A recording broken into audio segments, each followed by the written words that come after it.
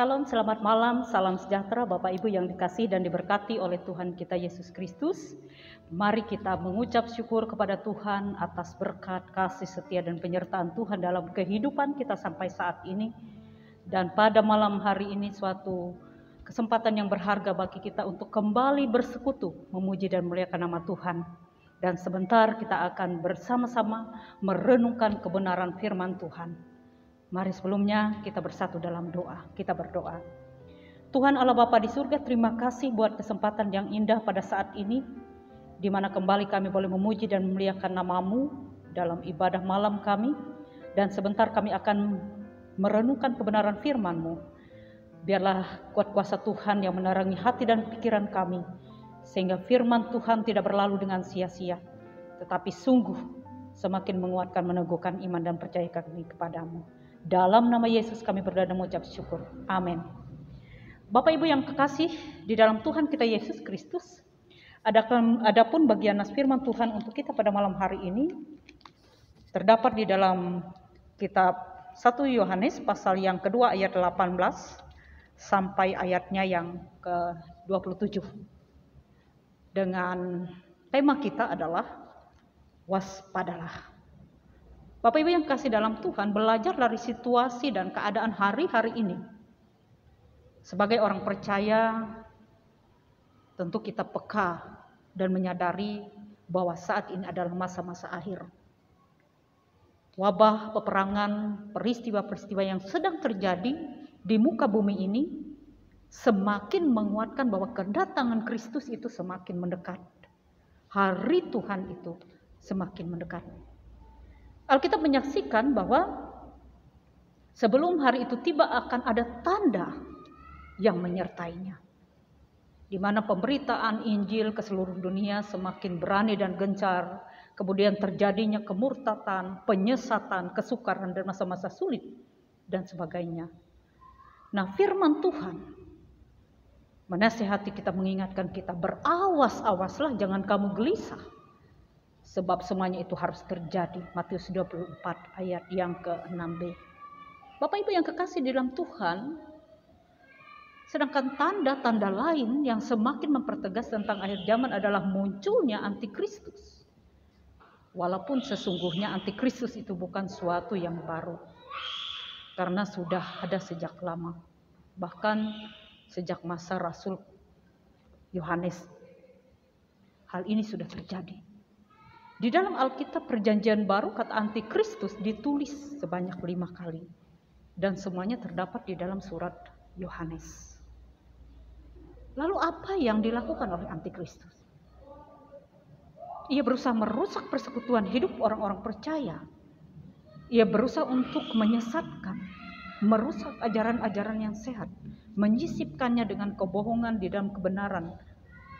Intinya adalah ajaran yang ia kemukakan adalah ajaran yang menyesatkan.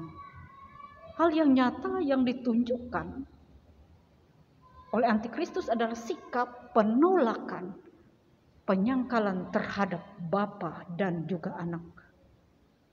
Dalam ajaran palsu, antikristus secara tegas menolak Kristus sebagai anak Bapa. Sebab banyak penyesat telah muncul dan pergi ke seluruh dunia yang tidak mengaku bahwa Yesus Kristus telah datang sebagai manusia. Itu adalah si penyesat dan antikristus. Yaitu di dalam ayat yang ke-7. 2 Yohanes pasal 1 ayat 7. Jadi penolakan kepada Kristus sebagai anak otomatis juga menolak Bapa yang mengutus anaknya untuk menebus dosa umat manusia. 1 Yohanes 4 ayat 4 sampai yang ke-10. Nah, Bapak Ibu yang kekasih, menghadapi situasi zaman, kita tidak boleh menyerah. Justru di dalam kesempatan ini merupakan kesempatan bagi kita untuk terus membangun manusia rohania kita.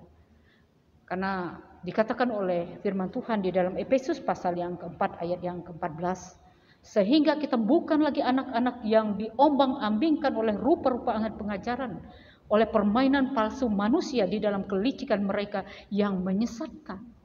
Karena itu kita harus hati-hati. Kita harus peka. Kita tidak boleh dengan mudah disesatkan.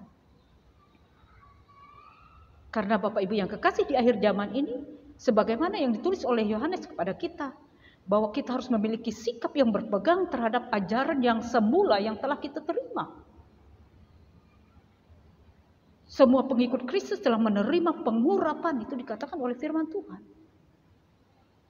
Artinya tidak perlu lagi kita belajar atau diajar oleh orang lain. Karena kita sendiri sudah memiliki dasar.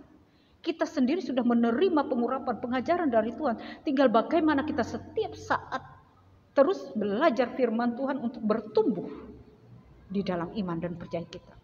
Dan hari-hari ini juga banyak muncul kelompok-kelompok yang memberikan pengajaran dan pemahaman yang sesat, namun diberikan muatan firman Tuhan. Berhati-hatilah, karena mereka sangat pintar.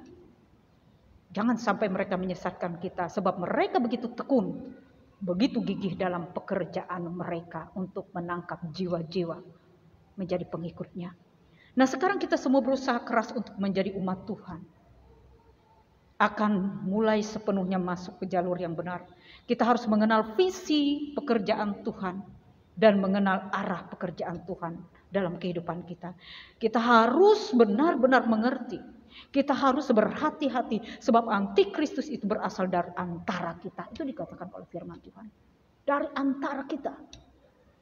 Mungkin orang-orang yang ada di persekutuan kita. Mungkin orang-orang yang ada di dalam kelompok kita. Bisa saja jemaat, saudara-saudara seiman kita bukan dari luar. Itu dikatakan oleh Alkitab. Sadar atau tidak sadar bahwa hari-hari ini kekristenan selalu menjadi sorotan di mana-mana. Ada yang mendapat sorotan yang baik, ada pula yang mendapat sorotan yang kurang baik. Dan di sini Alkitab menuliskan kehidupan kita bagaikan surat terbuka yang dapat dibaca oleh orang. Karena itu, tiap orang percaya sepatutnya selalu mengawasi kehidupannya agar tidak menjadi batu sandungan, sebaliknya juga terus menjadi berkat. Melalui kehidupan kita bisa menjadi alat kesaksian di tangan Tuhan. Tuhan memberkati kita, firman-Nya tidak akan sia-sia. Shalom.